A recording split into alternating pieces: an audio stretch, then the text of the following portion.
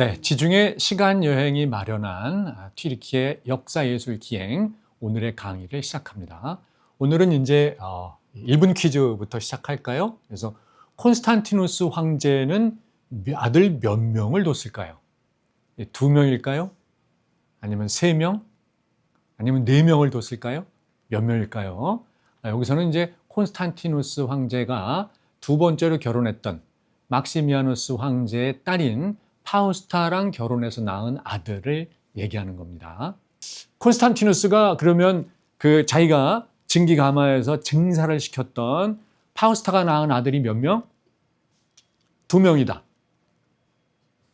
2명 들으셨어요? 3명이다. 아무도 안 들으셨어요? 4명이다. 4명들. 한 번도 안 들으신 분들은 이따 책 3권씩 사가셔야 됩니다. 책이 안 팔려요. 지금 책 좀 사가셔야 돼요.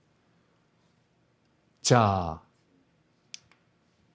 조국이란다. 조국? 제국입니다, 제국. 제가 별로 좋아하는 사람도 아닌데 갑자기 이름이 나왔네. 제국이 몇 개로 분할됐어요? 2개다. 아무도 안 들어요, 역시. 3개다. 몇 분이 들으셨어요? 4개다.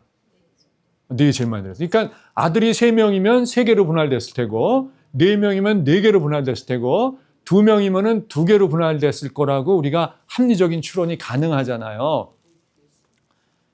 이제 그 정도 이게 계산이 안 되면 이제 이걸 또 보시면 돼요. 유튜브 2번, 3번 보시면 알게 됩니다. 자꾸. 자, 아들이 3명이에요. 파우스타가 낳은 아들이 3명이에요. 그래서 이름이 여기가 어려워요. 왜냐면 이름이 다 비슷해가지고. 이름이 우리도 뭐 부모 형제들이 이름이 비슷하잖아요, 다. 자, 콘스탄티누스. 그러니까 일단 아빠 이름을 따야 되니까 콘스탄티누스 2세가 큰아들. 그 다음에 콘스탄티우스, 그러니까 할아버지 이름을 딴 거죠. 2세가 작은아들. 요거 연년생이에요. 그리고 좀 있다가 셋째 아들 콘스탄스가 나와요. 그래서 이 3명이 아들입니다. 그래서 제국이 3개로 분할됐어요. 3개로. 야, 로마 역사가 우리가 늘 동로마 서로마여가지고 2개만 생각했지 3개로 분할돼. 그리고 디오킬라티너스의 티트라키아 정치에서 4개로 분할된 건 봤지만 3개로 분할됐다는 건 오늘 아마 처음 들어보셨을 거예요. 그래서 콘스탄티누스 아들 3명으로 3개로 분할이 됩니다. 자, 그러면 3개로 어떻게 분할되는가 한번 봐요. 이게 콘스탄티누스 2세예요. 2세. 그러니까 뭐 몇 살에 된 거예요? 그러니까 21살에 이제 즉위한 거죠. 자, 콘스탄티누스 2세는 어디를 맡았냐 하면은 서방 쪽을 맡았어요. 그러니까 브리타니아, 갈리아. 오늘날로 치면 유럽의 핵심부죠. 영국, 독일, 그다음에 뭐 프랑스, 스위스 어쩌고 이런 데니까 요즘으로 보면은 무지하게 잘 사는 데지만 로마 당시로 치면 무지하게 못 사는 데를 갖다가 받은 거예요. 일단 큰아들이. 징기스칸도 이걸 보고 배웠나? 징기스칸도 큰아들 주찌한테는 맨 서쪽에 저쪽 러시아 쪽 가라 그래가지고 우크라이나 이쪽을 받게 되잖아요. 그래서 이제 여기도 이렇게 됐고. 자, 그다음 이제 지도로 보면 이렇게 되는 거예요. 그래서 영국, 브리타니아, 뭐 벨기아죠. 그다음에 갈리아, 프랑스, 스위스하고 이스파니아. 그러니까 저쪽으로 이제 콘스탄티누 2세가 이제 했고, 요게 콘스탄티우스 2세 연년생이죠. 여기 둘째 아들이에요. 금화가 있네요. 금화가 있다는 건 뭐예요? 요즘 금값이 막 뜁니다만 더 잘 나갔다는 걸 의미하는 거죠. 뭐 다 금화를 만들고 싶겠지만 저 때는 실제 금이 실제 화폐니까. 1971년에 닉슨이 막 더 이상 안 되겠다 해가지고 근본이제도 포기할 때까지는 사실 금이 돈이나 마찬가지였잖아요. 1971년까지는. 그러니까 이 금화가 있다는 거는 이제 실질적인 이제 그걸 얘기하는 거죠.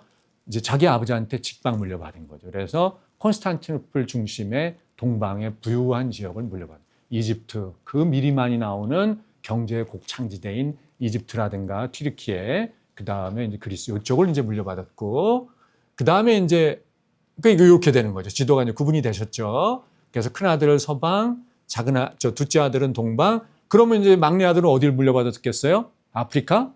아니죠. 그래서 가운데를 받았겠죠. 그래서 콘스탄스는 이제 320년생이니까 자, 루브르에서 보는 게 콘스탄츠예요. 그러니까 이제 우리가 루브르를 탐방할 때 이렇게 로마 조각 전시를 다니다 보면 뭐가 번듯한 조각이 하나 있는데 보니까 대충 앞에 콘스 때 나오니까 이게 콘스탄티누스구나 이렇게 될 수 있는데 콘스탄티누스가 아니고 왜 이런 말씀을 드리냐면 제가 처음에 그렇게 알았거든요. 그래서 이거 콘스탄티누스 대제구나 이렇게 알다가 몇 번 다시 가서 보면서 다시 자세히 읽어보니까 콘스탄티누스의 아들이었던 거예요. 막내 아들. 그래서 콘스탄스예요. 루브르에 있는 거는. 생긴 것도 진아버지랑 제일 비슷하게 생겼어요. 그래가지고 오해하기가 아주 딱 좋은 여기 이제 막내 아들입니다.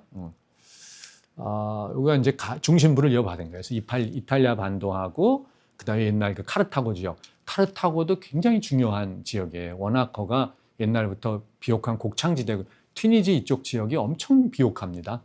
저 여러 번 다녀왔습니다. 그래서 이쪽 지역을 이제 물려받은 거예요. 그래서 아들 셋이 사이좋게 로마를 3분할했어요. 로마 역사상 처음으로 3분할이 됐습니다. 이거 오래도록 평화롭게 잘 됐어요? 그렇게 될 리가 없죠. 그죠? 퀴즈가 나왔었네. 이제 답이 나왔어요. 아니다. 콘스탄티누스 2세가 형이 그냥 사이좋게 살지. 자기 그 막내 동생 이탈리아 반도 쪽으로다가 침략을 하고 들어갑니다. 막내 동생 땅으로. 게다가 어떻게 됐어요? 죽었어요. 막내 동생이랑 싸우다가. 그래가지고 막내 동생이 서방을 단독 통치하게 된 거야. 이게. 그러니까 337년에 3분할해서 3년 만에 3개의 제국이 2개로 재편이 된 거예요. 그래서 큰아들이 물려받았던 갈리아 지방하고 브리타니아, 히스파니아 지방이 요게 이제 콘스탄스한테 지금 전화가 왔습니다. 이렇게 되고. 그래서 이제 이국 체제로다가 이제 340년에 간 거예요. 콘스탄티누스하고 3년 만에. 자, 이건 이제 둘이 사이가 좋았어요? 둘이 사이 좋았어요? 여기는 뭐 그럭저럭 괜찮았어요. 여기는 괜찮았는데 문제가 이제 갈등이 없이 나갔는데 일단 더 살았으면 어떻게 될지 모르겠습니다만 여기서 이제 형제 내분이 아닌 그러면 무슨 문제가 생겨요? 형제 내분이 아닌 바깥에서 문제가 생겨야 되잖아요. 그럼 바깥에서 문제 생기는 건 뭐예요? 외적이 쳐들어오거나 내부적으로 반란이 일어난 거죠. 반란이 일어난 거예요. 반란이. 그래서 어디서 일어났어요? 동로마에서 일어났어요? 서로마에서 일어났어요? 서로마에서 반란이 일어난 거예요. 그래서 350년에 그러니까 10년간 양국 체제로 둘째 아들 콘스탄티우스 2세하고 셋째 아들 콘스탄스하고 사이좋게 동서로마를 하는데 10년 만에 서로마에서 마그넨티우스라는 자가 반란을 일으켜서 콘스탄티누스 황제의 막내 아들인 콘스탄스를 죽입니다. 그렇게 돼서 이제 콘스탄스가 죽으면서 350년에 이렇게 반란 세력의 서로마하고 그 다음에 콘스탄티우스 2세의 동로마로 2개로 나뉘어요. 그리고 3년 뒤에 콘스탄티우스 2세가 서로마의 반란을 진압하는 데 성공합니다. 그래서 콘스탄티누스 가문의 왕조를 지키게 됐어요. 다시 이제 통합왕조가 된 거죠. 이제 더 이상 나눌 수가 없잖아. 이제 자기 친동생들 다 죽었으니까. 자, 이렇게 됐는데 이제는 무슨 문제가 생겼어요? 콘스탄티우스 가문에서. 그렇죠. 그죠? 네. 이제 우리가 걱정할 건 아니지만 남의 집 후사장 단절되는 거를 우리가 걱정할 일은 아니에요. 근데 왠지 그래도 맨날 듣다 보니까 저 집에 손 끊어지면 어떡하나? 우리가 슬슬 걱정이 됩니다. 그러니까 이제 그걸 우리만 걱정하겠어요? 콘스탄티우스 2세가 걱정이 되죠. 이거 어떡할까? 자, 일단 콘스탄티누스의 아들 셋이 이제 둘은 죽었고 하나가 남았는데 이 3명의 아들이 자식을 두었어요. 그러니까 죽더라도 자식을 두면 되는 거예요. 그죠? 네, 죽더라도. 그러니까 예를 들어서 그 조선 역사를 통해서 아주 최고의 명군이라 그러는 세종, 그리고 그 뒤를 이은 정조 뭐 이런 임금들이 있잖아요. 근데 정조의 아들이 순조잖아요. 순조의 아들이 죽었잖아요. 효명세자가. 나중에 우리가 이제 비원을 탐방하면 가보겠습니다만 비원에 있는 거기에 이제 그 뭐예요? 그 정자가 뭐 있죠? 비혼에 있는 거. 우리 수정 회원님, 비혼에 있는 그, 아이고, 뭐야, 그 효명세자가 그 자기 서재를 쓰던 거. 부영정 있는데 그 앞에 그 서재. 아, 왜 갑자기 생각이 안 나지? 그 서재 있잖아요. 저기 뭐야. 아, 생각이 안 납니다, 지금. 규장각 있던 거. 그게 이제 외교장각은 강화돼가 있는 거고, 거기에 이제 그 비원 거기에서 효명세자가 공부하니까는 효명세자가 일찍 죽어버려요. 그 얘기는 나중에 또 하고. 그리고 그 아들인 헌종이 살아있기 때문에 대를 이었잖아요. 순조 다음에. 자기 아들은 죽었지만 손자로. 근데 여기도 그러면 아들들이 죽어도 손자가 있으면 되는데, 자, 이 집안에, 이 죄가 많잖아요. 자, 절선이 될까요? 죄 많은 집안에. 자, 비윤의 콘스탄티누스 왕조. 콘스탄티누스 2세. 그러니까 일단 큰아들이 결혼 기록은 있는데 후사 기록이 없습니다. 후사 기록이. 그러니까 죽은 것도 일단 24살에 죽었잖아요. 네. 그러니까는 뭐 저 때문은 뭐 충분히 뭐 왕성할 때니까 자식을 돌 법도 한데 일단 자식 기록이 없어요. 있더라도 뭐 반란 세력이 동생하고 싸우다 죽었으니까 있더라도 다 죽였을 수가 있고 그래서 결혼 기록은 있는데 자식 기록이 없고 콘스탄티우스 2세 그러니까 동로마를 차지했던 그리고 반란 세력도 진압하고 그렇게 해서 싹 353년에 결국 통합 왕조를 이뤘던 콘스탄티우스 2세도 자식 기록이 없어요. 꽤 살았는데 몇 살 살았어요? 10년 뒤니까 뭐야 27, 37, 47 한 34살 살았는데 뭐 정말 요즘으로 치면 총학대 죽은 건데 동생이나 형보다는 꽤 오래 사는 거예요. 34살인데. 40살인가요? 네. 41살. 네. 저 집안이 불쌍해가지고 제가 지금 정상적으로 계산이 안 됩니다. 왜 이렇게 남의 집안이 불쌍해지? 그래가지고서는 이제 자손이 없어요. 여기도. 그럼 이제 막내 아들인 콘스탄스가 자손이 있느냐? 이거는 결혼 기록도 없어요. 결혼 기록도. 네. 이게 30살까지 갔는데 결혼했겠죠. 그리고 뭐 여러 이제 애인도 있었을 텐데 어쨌거나 뭐 살아남을 수가 있겠습니까? 반란군한테 죽고 그러는데 반란군이 다 없애버렸겠지. 그러니까 뭐 이게 없어요. 그러니까 이제 누구 남은 거예요? 이게 이제 여러분들 심각하게 저 집안이 걱정되잖아요. 지금 둘은 죽었지 하나 살아남은 게 353이 살아남았는데 자식이 없다 그러지. 야 이거 큰일 났네. 그러니까 콘스탄티우스 2세가 이제 이거 안 되겠다. 내 동생들 다 죽었고 동생 죽었고 형 죽었고 거기 자손 없고 나도 자식이 없고 중종의 큰아들인 인종이 자식이 없잖아요. 그러니까 어떻게 했어요? 자기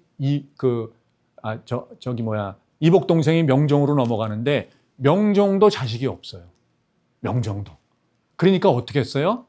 결국은 이제 또 자기 아빠인 중종이 낳은 다른 후궁의 이복 동생의 아들인 선조 하성군을 갖다 이렇게 픽업을 하잖아요. 그 식으로 이제 콘스탄티우스 2세도 어쩔 수 없잖아요, 이제. 자기 그러면 이제 이복 동생들 중에서 거기서 뭐 하나 그래도 이렇게 해야 되잖아요. 그래서 아까 누가 살아남았다 그랬어요? 율리아누스하고 갈루스하고 그 대숙청 기간에 337년 숙청 기간에 꼬맹이였던 요거 뭐 걸음마 하던 애들 둘이 이때는 어른이 됐으니까 그 중에 이제 율리아누스를 픽업했어요. 동생이 율리아누스를. 그래서 그러면 픽업해가지고 할 수 있는 제일 좋은 방법이 뭐예요? 비록 자기 이제 이복이긴 하지만 더 좋은 거는 자기 여동생이랑 결혼시킵니다. 그러니까 사촌끼리 결혼시키는 거예요. 그러니까 종례혼을 하는 거죠. 종례혼. 그러니까 사실 역사적으로 종례혼의 이제 가장 대표적인 건 이집트죠. 이집트 파라오들이 거의 뭐 종례혼을 하고 우리가 이제 많이 익숙한 그리스 로마 역사에서는 이제 그리스의 마케도니아 왕실 이런 데서 특히 이제 헬레니즘 시대의 대표 국가인 이집트의 프톨레마이오스 왕조에서는 거의 뭐 종례혼 거의 이렇게 되고 그다음에 이제 이 콘스탄티누스 왕조에서 특히 요때 이제 막 종례혼을 시켜요. 그러니까 콘스탄티우스 2세가 자기 아빠와 할아버지의 이 가문 콘스탄티우스 그 다음에 콘스탄티누스, 자기 3대, 그리고 이 뒤로 이 가문을 이어가기 위해서 자기 여동생 둘을 다 자기 이복 사촌 동생의 둘이랑 다 결혼을 시켜요. 그래서 종례 결혼을 시킵니다. 해서 일단 헬레나를 그러니까 이 헬레나는 누구냐면 이제 그 파우스트가 파우스타가 그 증살당한 그 파우스타가 낳은 딸이에요. 그래서 이 헬레나랑 율리아누스랑 해서 결혼을 시킨 거예요. 사촌끼리 결혼을 시키고 또 다른 그 율리아누스의 형인 갈루스라고 또 있었어요. 그 갈루스도 또 다른 여동생 콘스탄티나하고 결혼시킵니다. 얘도 또 어떻게 될지 모르잖아. 그러니까 또 여기 사촌이 있던 거 또 하나를 자기 여동생이랑 또 결혼을 시켜가지고 겹으로다가 막 이렇게 해놓는 거죠. 어떻게 될지 모르니까.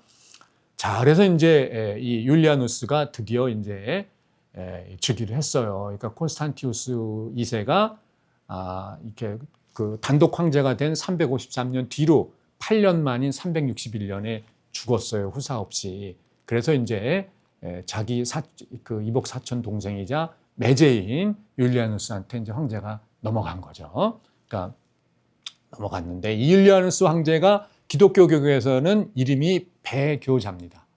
배가 뭐예요? 배신했다. 기독교를 배신했다. 왜냐? 313년 밀라노 칙령 이후로 기독교가 이제 양지로 다 나오면서 기독교의 힘이 너무 거대해졌다. 그리고 기독교 힘이 너무 세다 보니까 이게 오히려 제국의 안정을 해친다. 그래서 전통 종교를 같이 다시 부활시킵니다. 그러니까 기독교 입장에서 보면 이교를 부활시키는 거기 때문에 그래서 배교자로 보고 그래서 율리아누스는 기독교와 전통 종교를 적당히 다시 맞추려 했어요. 그 누구예요? 콘스탄티누스 황제 시절로 돌아가려 했던 거죠. 그냥 똑같이 기독교도 다 인정해 주되 전통 종교도 좀 내버려 둘라는 이런 거였는데 그래서 벌을 받았는지 하늘의 벌을 받았는지 어떻게 돼요? 2년 만에 죽어요. 왜 죽어요? 벼락 맞았어요? 벌 받아서? 암살당했어요? 아니면 전투하다가? 자, 전투하다가 부상당해 죽었다. 네, 한 두어 분이 들으셨어요? 암살당했다. 야, 사산저 페르시아 원정 갔다가 심각한 부상을 당해가지고 죽었어요. 그러니까 이제 기독교에서는 저는 벌 받은 거다. 이렇게 되는 거고, 로마 제국 입장에서 보면 이제 로마가 뭐냐면 이 사람이 굉장히 이제 검소했어요. 제국 그 재정이나 이런 거를 합리적으로 운영하고 그리고 잘해보려고 무지하게 노력하다가 너무나 젊은 나이에 일찍 그 전쟁 부상해서 죽은 거기 때문에 이 뒤로 이제 로마가 이제 또 뭐 이렇게 되죠. 아무튼 2년 만에 자손 없이. 왜냐하면 그 자기 사촌 여동생 헬레나랑 결혼했다 그랬잖아요. 헬레나가 360년에 그러니까 황제가 되기도 전에 죽어요. 왜?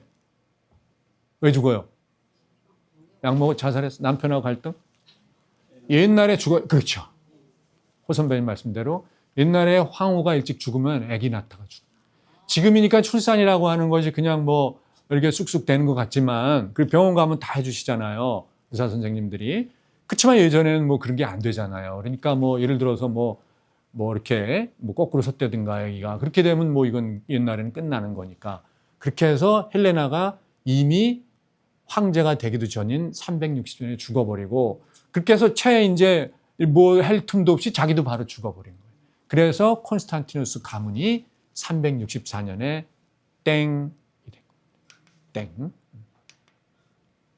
자, 다시 한번 지금까지 말씀드린 걸 이제 글자로 정리해 드리면 콘스탄티누스 황제의 가문은 콘스탄티우스로부터 시작되는 거예요. 근데 콘스탄티우스가 원래의 별거 아닌 군인 시절에 결혼했던 헬레나라고 하는 기독교세계는 성녀 헬레나하고 사이에서 낳은 아들 콘스탄티누스 황제가 있는 거고 밀라노 칙령했던 그리고 서로마의 부황제로 콘스탄티우스가 지명을 받으면서 서로마 황제인 막시미아누스의 큰딸 테오도로랑 결혼하면서 낳은 아들들 거기서 많은 자식을 낳았어요.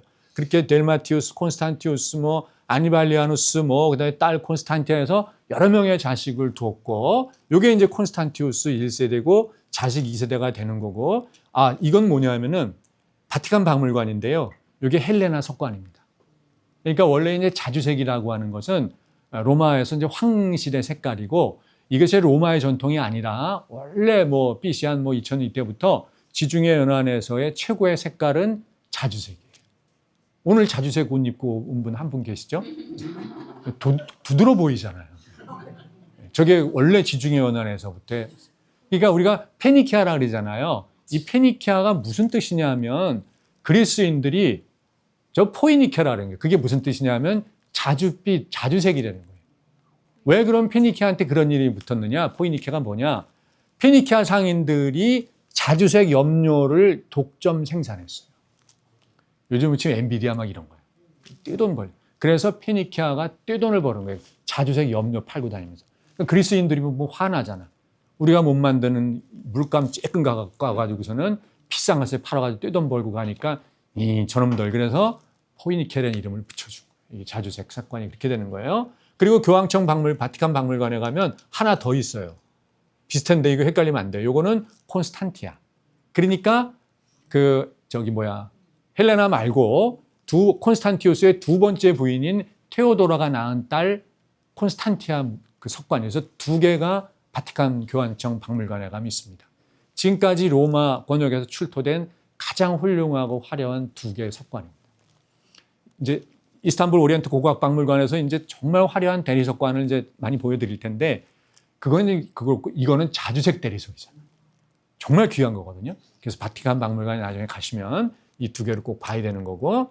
자, 이제 콘스탄티누스는 부인이 두 명이었어요. 그러니까 큰 부인 미네르비나, 여기서 나온 큰 아들 크리스푸스가 있고, 그 다음에 이제 막시미아누스의 친딸, 두 번째 딸인 파우스타가 여러 명을 낳았어요. 이 콘스탄티누스 사이에. 그래서 거기서 이제 이렇게 쭉 살펴봤죠. 우리가 황제가 됐던 세 명하고, 그 다음에 사촌이랑 결혼했던 그 헬레나, 그러니까 율리아누스 황제랑 결혼한 헬레나, 그 형제인 갈루스랑 결혼했던 콘스탄티나. 이렇게 해서 이제 이런 게 이렇게 나온 거고, 여기서 나온 이제 그 손자 계열이죠. 이게 누구냐면 이제 여기가 이렇게 있는데 그 중에 다른 이름까지는 다 그렇고 황제가 됐던 율리아누스죠. 여기가 죽으면서 가문이 끝나는 거예요. 자, 이거를 제가 이제 여기 나오는 사진 제가 다 직접 찍은 겁니다. 이건 참고로 말씀드리면 우리 지중해 시간여행에서 그 PPT에서 다루는 모든 사진은 한 장의 예외 없이 100% 제가 직접 보고 현장 취재하고 찍은 사진들로만 만드는 거예요. 그러니까 그렇다고 제가 저 동전들을 수집한 건 아니고 그럴 돈이 있으면 제가 이런 거 안 하죠. 사진으로 다 찍은 거예요. 그 박물관에서. 이렇게 해가지고 딱 구성해 놓으면 이게 콘스탄티누스 왕조의 사진입니다. 참고로 이제 요게 보면은 콘스탄티우스죠. 이제 그리고 오른쪽이 장인인 막시미아누스 소로마 황제. 그러면은 콘스탄티우스의 아들이 콘스탄티누스고, 그 다음에 밑에 이 손자 3명 붙어 있죠. 콘스탄티누스 2세, 콘스탄티우스 2세, 콘스탄스. 요거는 콘스탄티우스의 이 손자들이 되는 거죠. 콘스탄티누스의 이제 그 아들들이니까. 그럼 이거는 자결한 막시미아누스의 외손자예요. 왜냐하면 막시미아누스의 딸인 파우스타가 낳은 아들들이니까. 그러니까 여기의 아들 3명은 콘스탄티우스의 친손자이자 자결한 막시미아누스의 외손자인 거니까 이 가문의 혈통으로만 치면 아주 최고의 이것들이 되는 거고, 크리스푸스는 이제 콘스탄티누스의 그렇게 큰 가문적인 배경이 없던 이제 큰 부인 그 미네르비나의 아들이 되는 거죠. 그럼 일찍 죽을 수밖에 없어요. 이걸 우리가 고려 왕실과 비슷하게 소개를 하면 고려 왕건이가 이제 새 나라를 창건하고 고려 왕건이 부인이 몇 명? 공식적으로만 28명. 공식적인 왕후만. 그래서 이제 2대 임금 해종은 왕건이 별거 아니던 시절에 낳은 아들이에요. 그리고 그 뒤에 정종, 4대 임금 광종, 이때는 뭐예요? 왕건이 커가지고 충주에 있는 유력한 가문의 딸하고 결혼해서 낳은 아들들이에요. 그러니까 그 아들들이 그냥 이게 우리 의붓형, 이복형, 저형좀 물려. 그래서 해종이 일찍 죽잖아요. 2대 임금. 이거 3대 이제 그 유력 가문의 아들들이 3대부터 막 이게 되는 거고, 고려 왕실이 그렇게 이제 이어지는 거고, 여기도 이제 콘스탄티누스 가문이 이루어지면 그렇게 될 뻔했던 거죠. 왜냐하면 크리스푸스, 콘스탄티누스의 별거 아닌 가문의 큰 마누라 아들이기 때문에 저건 일찍 간 거고, 여기 바로 이 황실 가문인 막시미아누스의 바로 가문인 그 파우스타가 낳은 아들 3명이 된 거고, 자, 이쪽으로 보면은 요건 이제 그 리키니우스잖아요. 그러면 324년 크리스토폴리스 전투에서 콘스탄티누스한테 패해가지고, 그리고 325년에 그 살해당한 리키니우스는 누구예요? 콘스탄티누스의 아빠인 콘스탄티우스의 사위입니다. 그렇잖아요. 그리고 거기서 나온 아들 리키니우스는 이거는 또 엄청난 혈통이 되는 거예요. 막시미아누스의 그 저거가 되잖아요. 파우스타의 아들이니까 외손자가 되는 거예요. 막시미아누스의 외손자 혈통이 되고 콘스탄티우스의 혈통도 들어가잖아요. 네. 이게 그렇게 돼서 아주 그 이렇게 한 단지로 정리를 해드렸으니까 이걸 잘 보시면 얼굴로 보는 콘스탄티누스 왕조의 영욕의 역사 이렇게 되겠습니다. 이번 강의는 여기까지 하겠습니다.